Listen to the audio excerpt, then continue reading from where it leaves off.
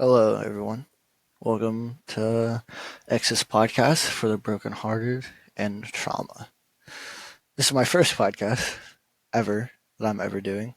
So bear with me if it's not the greatest thing in the world. Uh, I did not actually prepare a script today. I did do one take, but it wasn't that good. But uh, the goal of this podcast is, truthfully, it's just to help people who, you know, have went through a lot of trauma or um, you know, dealing with heartbreak and stuff. You give advice, they can talk to me. I can tell them my own experiences, what I've been through. Uh, but well, since today is quite literally my first uh, broadcast, figured it'd probably be better for me to just, you know, talk about um, my own trauma, so you guys can get an inkling of, what I understand, what I've been through. And maybe hearing my story will help you in yours, or maybe make you not feel so alone. Um, so, without further ado, this is the past of X, which is my alias. So, I did not, in fact, grow up in a very happy home, or really any home in general. My birth mom and dad, they were pretty much a druggies right at the start, like right out the gate. It's bad. They were abusive to each other. So pretty much as soon as I was born, by 1 year old, I was booted into the foster system. Uh, I don't remember all that, obviously, because I was one, but that's what I was told growing up. But the foster care system is not as great as, people claim it is. I'm living proof of that. And I know there's lots of other kids that are, also living proof of that. Um, as much as people don't want to admit it, there are families that are in it for the money. And people do say, they go on and say, oh, but it's a very small percentage. But truthfully, I mean, that's not true at all. Because there are people that are very in it for the money. And I don't think it's just, a small percent.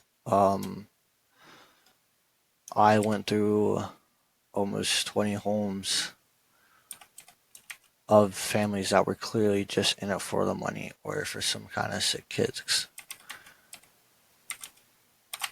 So I guess, you know, uh, if you're in one of those homes right now and, you feel like you don't have a way out, I want you to know that you do have a way out, okay? You don't have to stay in that situation. Um, it sucks that it took me so long to learn it. It really does. I don't want you guys to, go through the same thing. Uh, you matter, okay? No matter what your crappy foster family tells you, people around you tell you. I am foster care. It's easy to feel like you're less than. No family, no parents. Um, it sucks. I mean, you don't always consider your foster family your family either. And sometimes there's that clear divide between you and their normal kid. Uh, I'm speaking just from experience. I'm not saying all families are like that because they're not. There are great foster families out there, and I've also seen great foster families out there. Um, but you matter, okay? There's only one of you in this whole entire world. You're different from everybody. So if you ever disappeared, or if you think that you don't matter, or no one would care if you were gone, it's not true. The world would be a much worse place without you in it. No one can replace you.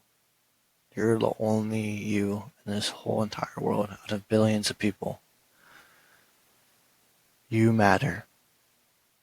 I'm probably going to say that a lot in future podcasts because it's something I feel so strongly about because my whole life I have felt like I have never mattered. There are times where I still feel like I don't matter, but I will always encourage you that you do matter.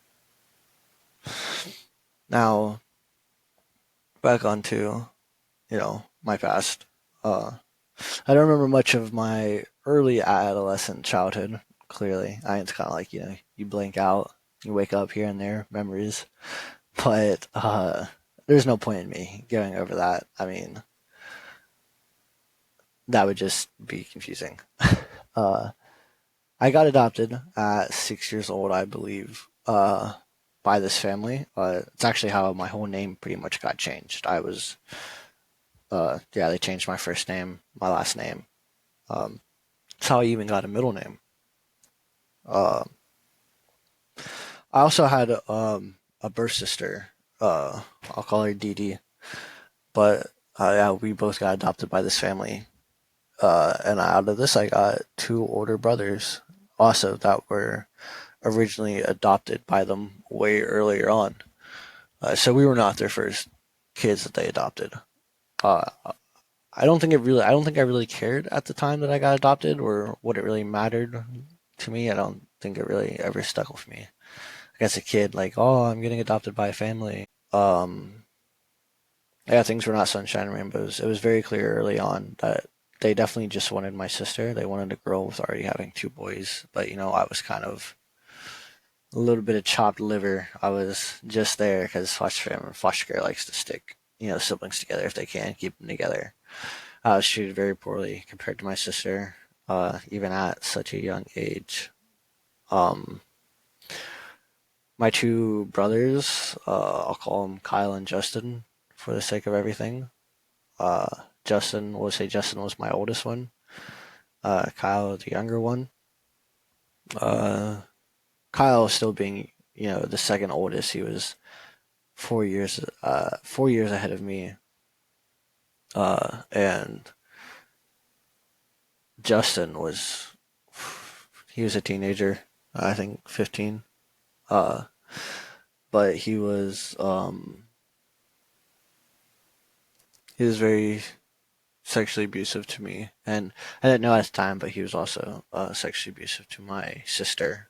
It's actually how he got caught and ended up getting sent to juvie. But uh, don't know how descriptive I'm allowed to be on here, so I'll try to keep it PG in most ways. Um, he would yeah, he'd pretty much whenever time I got home from school, while the parents were gone, he would have me get down on my bed. And he would sexually abuse me. It would always be super fast, not very long. Um, but I think he was scared of getting caught by my other brother, Kyle. Uh, while Kyle was more weak and timid to the family, Justin was very headstrong, very aggressive. I remember one clear memory where he actually hit our adopted mom with a rolling pin, and my adopted mom's brother ended up like throwing him down a flight of stairs because of it. And at the time, I didn't understand, you know, why he did it. So I also was not a very big fan of Justin at that moment either. But looking back on it, I mean, he probably had enough abuse. I mean, even though he was an abuser himself, I mean, we were all a product of the system at that point. Um, he obviously went beyond, what humans should do. But yeah, I was with them for 4 years. The first time ever the first abuse I remember from getting from them was getting choked out until I couldn't breathe. I don't remember what it was about or why, but eventually it just kind of became very commonplace to get beat, and uh, it never really stuck with me. Like, oh, this is bad. I should tell somebody. At a young age, whenever you go through something like that in a home, I mean, you just think it's normal. I mean, you don't really talk to other kids about it. I'd say it's not like you're gonna be like, oh, my family's not normal. This isn't Right. Um, but so yeah, abuse went on. Like, uh, my adopted dad had this game I like to call it Dodge Brick. He had this huge red barn. We moved out into like the countryside. We had this nice big barn, and it's red, nice big wall. And he would stand far away, have me against the wall, and he'd throw bricks at me. Uh, yeah, I think I got hurt, but I think the most that ever happened was like a broken arm. I usually dodge the bricks, but it's weird, how you laugh at your own abuse. Uh, I'm just used to it at that point, trying to cope with it like that. But you shouldn't, for people watching out there and the people that do watch this, don't don't laugh it off. Uh, Talk to somebody. Um, I only laugh now because it was so long ago. But if this happening to you, talk to somebody about it. You know, don't laugh it off. Don't shrug it off. It's a whole different animal when you get older. So yeah, um, sorry, I got sidetracked. But I was talking about the BCO to Todd Brick. Most of the time it was really just beatings with stuff like anything to get their hand on, lamps, brooms, pans. Um, I actually have a few scars from some knives where they would cut me and stuff. Uh, it was weird. They got like a sick kick out of that kind of stuff. But uh, one time I did retaliate. Actually, um, I broke my adopted mom's finger one time because she was coming at me with a pan. Like I pushed my hand out. Like whenever she went to go grab me, I pushed it out hard enough that I accidentally broke her finger, which made my beating so much worse in the end. But I mean, really, what can you do? Uh, so yeah, but I learned a very valuable lesson at a young age there. Um, Life is not fair, and I think it's something that's hard to accept, especially as a kid. Uh, Eventually, at a certain point, my brother Kyle, Justin's already in juvie at this point, uh, and my sister Dee Dee, they never, they never really got hit or abused at all. It was, it was really just me, and every time something happened, it all started because I would take the blame for stuff because I didn't want my siblings to, get beat or get in trouble and stuff. Uh, but eventually it didn't matter anymore whether it was me or not, and eventually every time something happened at that point it just got taken out on me, and I didn't know it at the time, but this actually built up a resentment towards my brother Kyle, my older brother Kyle, and even some resentment towards my younger sister Dee Dee. I mean, obviously I wouldn't have wanted them to go through that, but I really got that middle child syndrome uh, during those moments. I was the only ever person getting beat. And I was the one constantly protecting my siblings, but they have no one protecting me, uh, which isn't their fault. I mean, even though I felt resentment towards it later on in life, I mean, we were kids, you know. It wasn't their job to protect me. It wasn't my job to protect them. And some people would say, "But oh, he was the older sibling. He was scared of getting beat to death like I did the majority of the time." No one, no one should have to go through that ever. Um, it's just, it's awful. It really is. Um, but yeah, that went on for a while. It didn't happen all the time, but it happened, more often than it definitely should. And it's actually kind of a funny story of how I actually got taken away from the adopted family. Uh, there's this older girl on the bus that like rode on the bus or whatever. I had a huge crush on her. She come just because I thought she was pretty. As a little kid, you see an older girl, you think she's pretty. I was like, oh, and she's so cute, and I was such an idiot kid. I was stumbling over my words in front of her and stuff. She just thought it was like the cutest thing ever. But it all started one morning.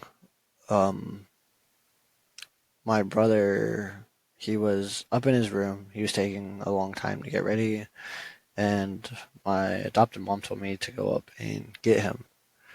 But she told me, she's like, you better not say a word, X. And she's like, if I hear a noise, she's like, you're gonna be in big trouble. You both are. And so, I climb up the stairs, go to my bedroom that I share with my brother. I open the door, and the first thing he does is he's like, hey, so loud. And I'm like over there, I'm like waving my hands in front of my face, like cutting across my neck, like, no, don't talk, don't talk. Like, no, no, don't do this. And uh yeah, and he did not shut up. It was bad. Uh and man, when my mom yelled, I knew. I just knew that morning was not gonna be a good morning. And so I did see the life drained from my brother's face when she yelled. I think he finally understood what I was trying to say. And so we leave the room, start walking down the stairs, and it was cartoonish to say the least, really. I mean, it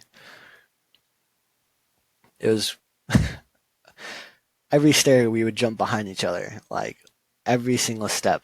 I'd be in front of him, then I'd get behind him, then I'd be back in front of him because he would get behind me. It just went like that all the way down because I mean we were scared. So we did that pretty much all the way down the stairs to the final stair. Not luckily, I my brother didn't even get hurt, so I guess I can say luckily he ended up on the bottom step. And I guess that's where my luck ended, really. He ran behind the couch, but he ducked behind it, and my mom's arm missed him when she reached over it to grab him. Now, me, being a kid, seeing my brother clearly, excelling where I failed, I decided I would do the exact same thing. I'd get behind the couch, but you know what they say, fool me once, shame on me. I did not have a chance to fool her twice.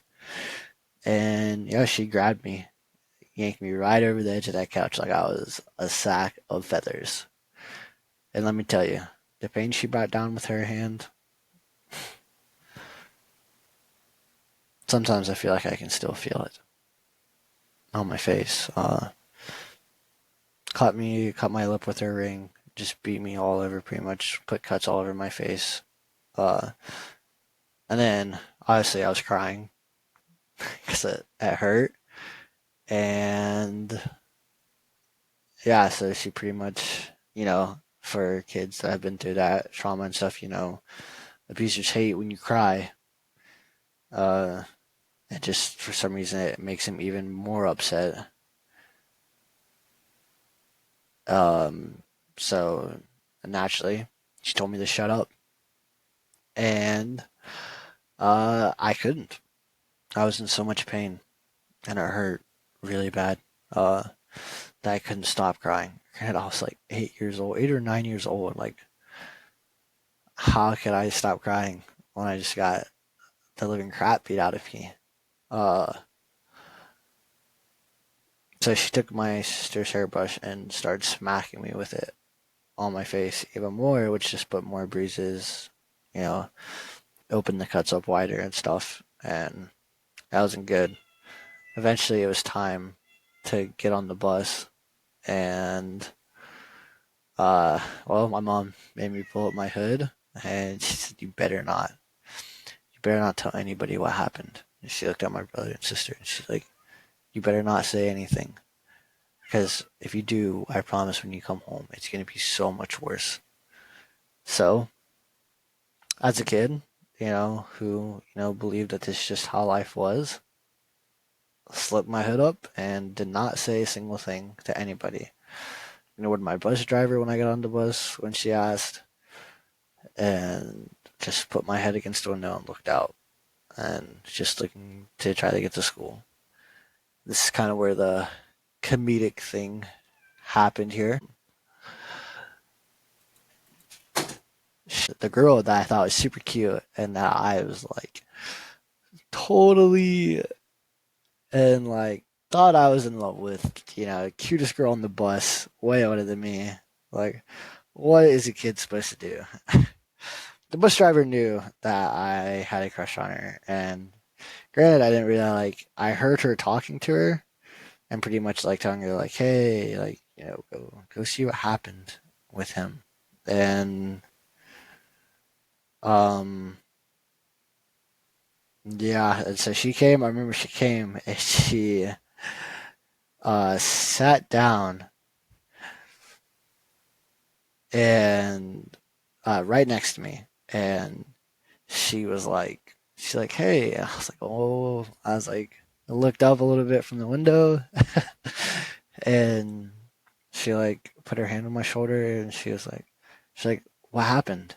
And as some people would call it today, a total simp.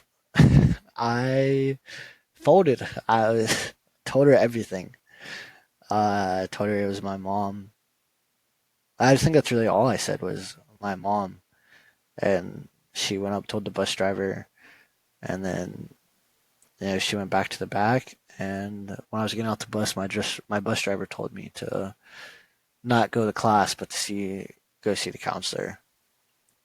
And as a kid, I was just like, no, I'm not gonna go see the counselor. I'm gonna go to class. I don't want to talk to anybody. Um, but I guess they must have told my teachers or something because my teacher, Miss Shark,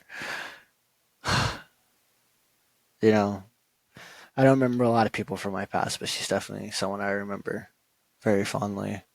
She was a great teacher, always looking out for me and stuff. But I remember when I walked up the stairs and I saw her, and I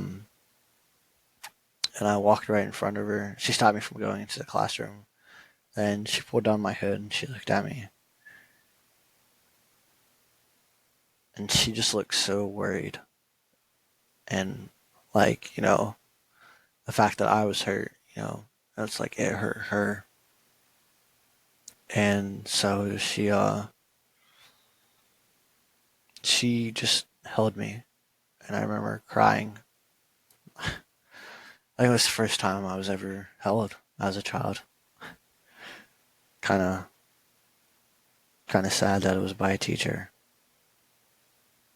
But yeah, she held me, and I cried. Ugly cry, not like a few sniffles. I ugly cried right into her. She ran her hand through my hair, and then the guidance counselor came down, and she talked to me. And eventually, well, as it should go, I was just thrown right back into the system, along with my brother and sister this time. Uh, we went to. I'll just use the last name, because I'm not very good at making up first names. But we went to the stars. That sounds weird now that I'm saying it, but that was her last name, Star. So we went to live with. It was just a single mother. Took us in. Obviously, I did not want to be there because, I mean, I was away from my mom, who I still consider a mom at this time, and my dad, and yeah, so I was not happy. Neither was my sister. My brother was more accepting. He was older though, so he understood, exactly why what happened. Uh, I didn't. I just felt like I got ripped away. I was with him for like 4 years. I was like, I just got ripped away. Like that was the only home I ever knew. And I don't think the mom liked me or my sister very much. Because in the end, I mean, me and my sister, we left that home actually, and she only kept my brother. Uh, yeah, she only kept him, and bloop, me and my sister went back into the system. Three kids was too much for her, so she picked her favorite and put me and my sister back, and we ended up going.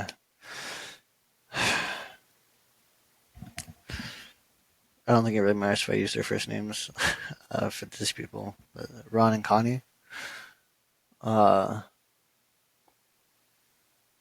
they were they were the first taste of a forever home that I got. Uh, man, sorry. Just memories, you know. Um, yeah, they were my first taste of a forever home. They were great people. They loved me and my sister a lot. Um, Balanced breakfast. Usually I got a chocolate chip muffin and some grapes and some cantaloupe every morning. Um, they're very caring. Uh, my sister caused a lot of problems for them. Uh, and she was a brat, really. And she'd been pampered. I don't think she ever got beat, ever, with my adopted family. And she went through, the sexual abuse like I did with my oldest brother, my oldest adopted brother at the time.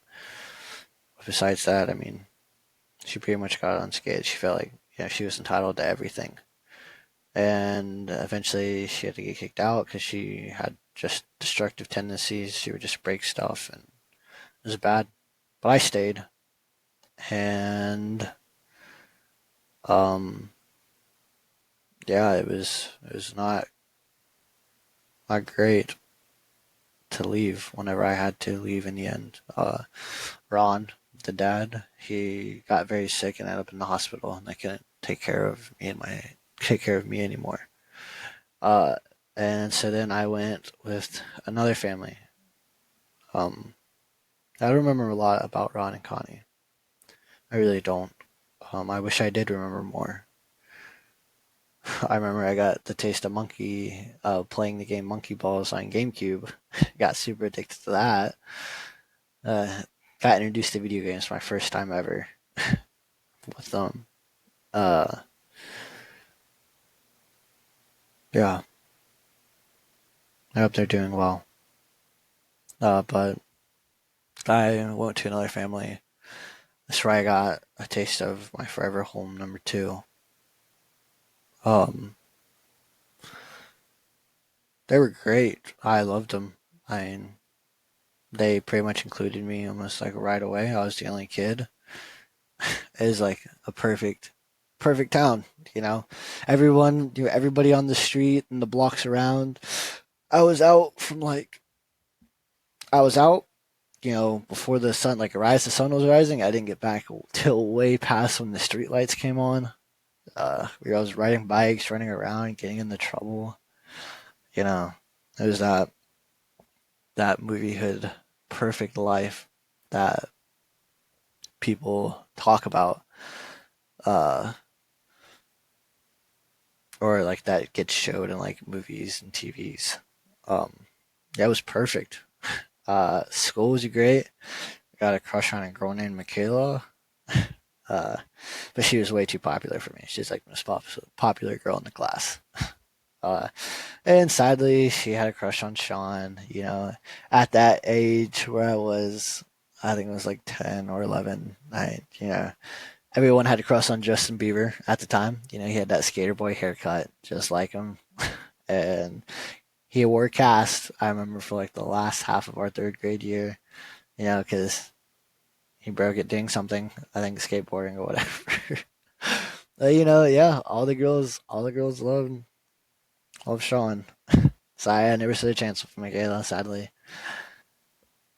that was until introducing my first heartbreak. But I really wasn't heartbroken. I guess my first relationship ever was Michaela, actually. Um, I saw her one day during the summer, randomly, out of nowhere. She was across the street sitting in the grass, like by the curb. You know, you have the curb, grass, sidewalk, and then someone's lawn. She's sitting in the grass by the curb, and I was shocked because I was gonna go hang out with my friends, but I already showed some tendencies, you know, on the bus. But so naturally, I totally ditched my friend. I was like, yeah, waved him off. He's like down the street. He's like, let's go. I was like, no, no, you go, man, you go. And I went over across the street and I sat down next to her. And yeah, and I actually learned that she lived right up the alley, like right across the street from where I lived, up the alley, or at the end of the alley. That's where she lived. Uh, and yep, puppy love from there. We got super close. We ended up dating, and we dated the whole summer, like right up until almost school started. But then we broke up. Um, she's actually she was my first kiss, even though I don't really consider it my first kiss because we were still super young at the time. But yeah, um, it was in an abandoned house right next to her house. So cliche, I know. But yeah, we kissed like one of those, oh, like barely pecking the lips.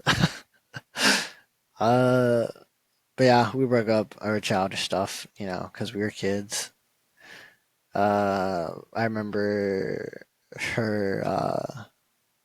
One of her friends came up to me one day at recess, and she's like, you really, Michaela cries all the time because of you, because you broke her heart and stuff. And I was so shocked. I was like, man, I haven't talked to Michaela like, and like all like for like the rest of the summer that like we were like broken up, and she was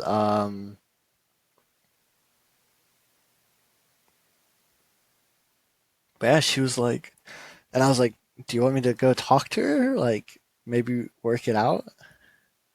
And she's like, no, I don't want you to ever approach her again. I was like, what was the point of coming up to me? Like, that was my thought. I was like, why do you come up to me and like tell me this? Like I completely forgot about like, you know, my relationship with Kayla because it's been so long and we were just like living two different lives at that point. And, but yeah, eventually I ended up just leaving that foster home after a birthday. I don't think I had two birthdays there. Um, I got left at a football game. They were drunk. Let me go with some strangers, and yeah, they left me. They left me with some strangers. Strangers turned me over to the stadium security, and I kind of felt cool that day. I feel like I was playing secret agent. Uh, got taken to some pretty cool seats, and then um, my team lost that day, sadly. uh, but yeah, they had me go to like the lot, where the tailgate lot, and I showed them, the car. They left it unlocked, like, because they were out, I don't know, doing whatever they were doing. I opened up the car door. I showed them the broken cell phone from what happened earlier. They had, the foster care agency that I was with. They had their number in the car, and so they were able to call them. And they drove up there and picked me up while I was hanging out at the police station playing on their computers, playing games on their computer. Uh, Man, and it's super ironic to feel like to say this. I didn't realize this happened like in a row like this. Then I went to Forever Home number three. That I thought was Forever Home number three. Really thought this one was it. I spent like three birthdays with these people. They were great. I loved them. Granted, I had like seven sisters, and this is actually where my birth sister Dee Dee, that's where she actually ended up, was with these people. Um, yeah, that's where she was living, so I came there. Seven sisters. I was like middle of the pack age wise. I had one other brother. We'll call him D. I mean D. He was older than me, but I was pretty much the older brother between us. Uh, he got in trouble a lot. Said some very dumb stuff all the time. Got him in trouble.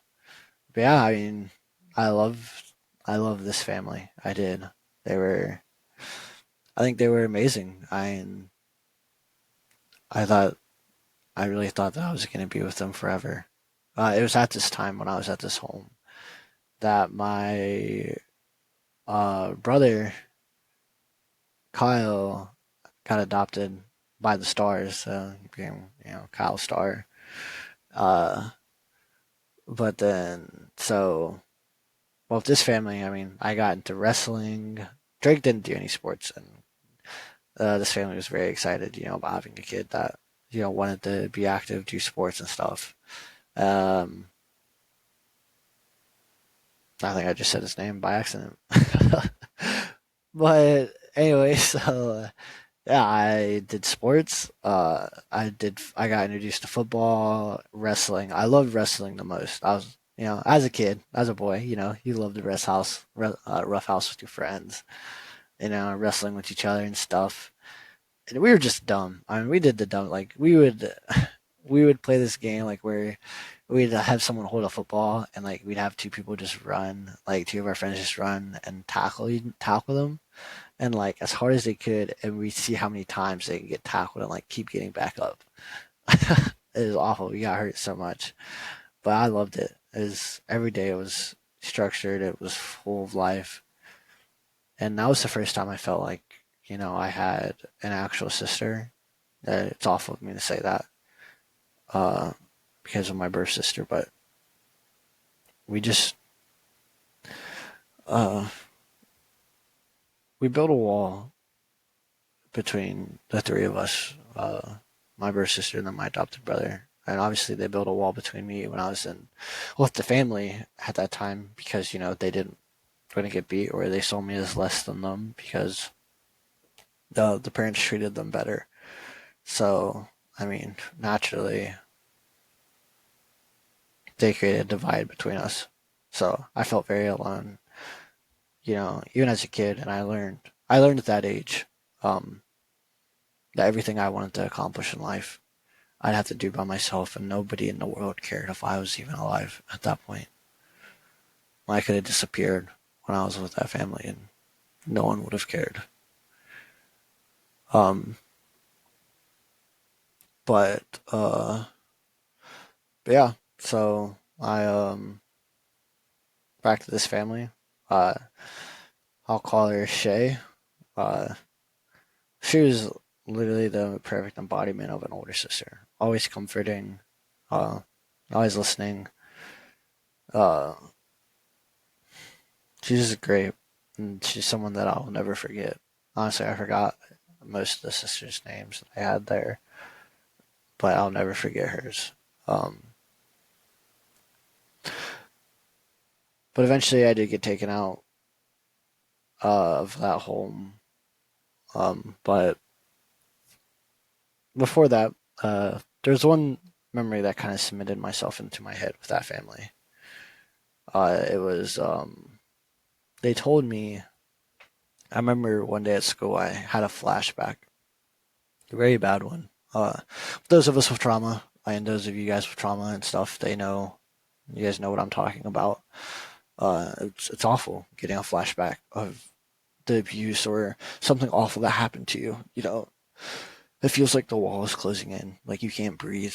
Um, it makes you feel small. And I was only a kid at the time, and I ended up in the office, and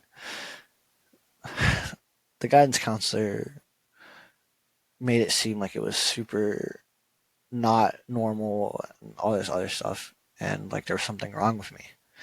And I remember my foster dad, he came in and he took me out of the guidance counselor office, and I didn't hear what he was saying, but man, did him and my foster mom tear up a storm in there. And I remember when we got into they both came, so I know that they both left work to come and get me. And I remember he looked back at me when we got into the Jeep, and he looked back at me. He's like, "There's nothing wrong with you." He's like, what happened to you is normal. Don't let anyone make you feel like that. You are normal. And yeah, I felt loved. I felt seen at that point. Um, those words I'll always remember. Um, but yeah, there's my sister ended up saying that the family abused her. It was never, so they took me and my sister out, but it was never reported if that was true or not, uh, or anything like that. Uh, it really was all just speculation, and I don't really believe it. But it's not my place to say. That's just how I feel. Um, but yeah, so we got separated again. I don't remember exactly what happened after that. I remember I did go to this one family. I was still super young at the time, but I would take food at night and bring it up to the room, and they ended up calling me that I was a thief, that I was stealing from them. Which I guess in a way they were right. I was taking food and I was putting it in my room. I didn't understand at the time, so I entered a super depressive state at that time when I was with that family because I did think that uh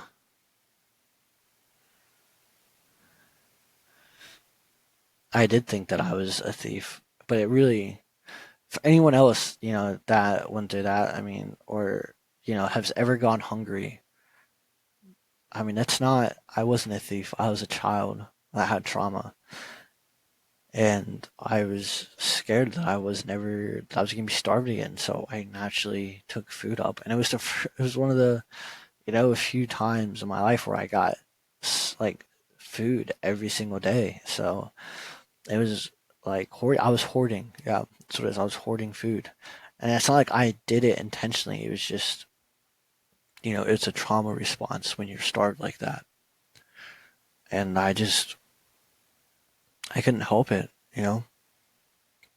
I always felt hungry growing up. I think that's just what happens whenever, you miss meal after meal after meal. Um, I didn't trust, I didn't trust them. I guess it's the best way to say it. I mean, when you go through so many abusive homes, I mean, it's hard to trust adults, on a subconscious level. Like I trusted them, like on the surface and everything, but like I guess subconsciously I didn't. Uh, Granted, I feel like that's a very fair thing that I didn't trust them. Um, but yeah, I mean, it was uh, it was bad. They kind of excluded me from the whole family after that. Didn't talk to me, wouldn't let the other kids talk to me and stuff because I was a thief. But yeah, eventually I got taken out because eventually I got so depressed that I didn't want to. I wanted to kill myself. I don't know if it was just that or if it was all the trauma finally getting to me at that point. Um, but yeah, I was done. I just need to kill myself. Um, but I did get taken out. I got sent to a mental hospital where it's bad as a kid when you feel more normal in a mental hospital than with you know normal people, like actual people in the real world. People understood me in there and stuff. So yeah, felt normal. Got sent back out into the foster care system. Um, but yeah, I mean, this podcast's been going on for like almost 50 minutes. Uh, but yeah, I mean, so trauma wise, I mean, I kind of just scratched the surface of stuff. It's not all that I've went through. I mean, I went through other stuff and stuff that's a lot more severe. But this is my first podcast, and I don't want to don't want to throw all the gruesome stuff out there yet for you guys. Uh, I know my podcast does say, for the brokenhearted. uh, I've been through a great deal of heartbreak in my life from friends, family, obviously, and just love in general. Um, but I mean, I'm not going to go over to the whole, you know, I won't hit on heartbreak today. This video was just more of me trying to, build up a rapport on this place, try to, get my podcast out there to where eventually I can interact with people and help them with problems and stuff. But yeah, so that's X's story right there. That is my story. Um, I mean, I graduated high school, obviously. Uh, I got taken in by my best friend's family when I turned 18 because I was homeless. Yeah, they're pretty much my family. Um, but yeah, uh, I'll leave. I'll end the podcast with some things. If you're sorry, if you're going through trauma and you're in an abusive home, an abusive relationship, it doesn't even have to be. If you're battling battles inside your head that nobody else knows about, or you feel you're alone in this world, I promise you, you're not. There are people that may not be going through the same thing you're going through, or maybe not have gone through the same things you're going through. But there are people who will understand what you're going through. One thing I hated growing up with therapy, I didn't even finish therapy. I hated when people always said, I know how you feel. Because they don't. We can empathize with others, but we won't. We don't know exactly how they feel. We all experience situations differently. And so I'm not going to ever say that I know how you feel, but I can promise that I get some understanding of what you're going through. And like I said earlier, you matter. There's only one of you in this whole entire world. And I know wounds suck, heartbreak sucks, abuse sucks, betrayal stings and leaves you questioning everything mentally, sometimes physically.